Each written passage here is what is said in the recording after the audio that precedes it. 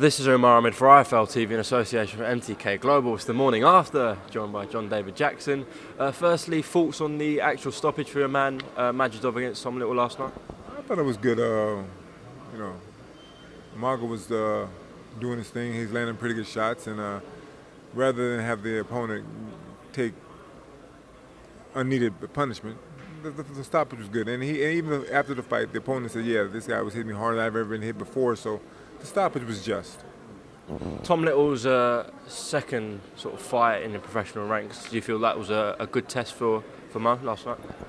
I think it was. You know, he's kind of sort of on the fast track because he's a little bit older than most fighters turning pro, which I don't like the fast track, but that's what he needs. And so Tom Little was, it was a good step up for him in the second pro fight because a lot of other up and coming heavyweights have fought Tom, and he stopped him sooner. So it's good for him, and it speaks volumes. But let's not get crazy with it because he won that fight. Just let's keep moving forward and see, let's keep teaching him a little bit as with each fight.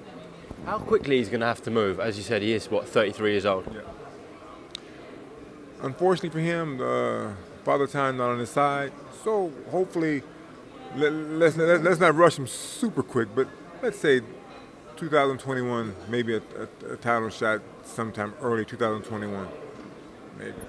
Very good amateur, but just watching him last night, it looks like he's suited for the professional ranks in his style. He's suited for the professional ranks in his style. Yeah, I told him, I said, I met him back in 2011 after I trained him back then. So, and I wanted to turn pro way back then, but in the country, he makes so much money as an amateur that it made sense for him to stay amateur.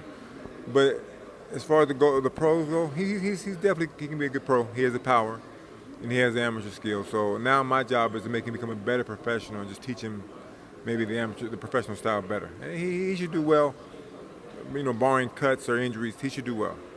World title shot within, the next 1 or 2 years? Unfortunately, yes, hopefully. If we cannot rush it, let's give him at least 2 years. Let's say 2021 or 2. Okay, John, just away from him, I do want to get your thoughts on a huge talking point from last night. Anthony Joshua becomes a two-time world champion, gets his belts back against Andy Ruiz. Thoughts on the actual fight?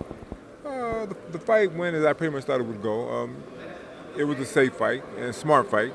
A lot of people didn't like that, but you can't blame him for what he did because why get knocked out a second time if you don't have to? Could he have done more? Probably.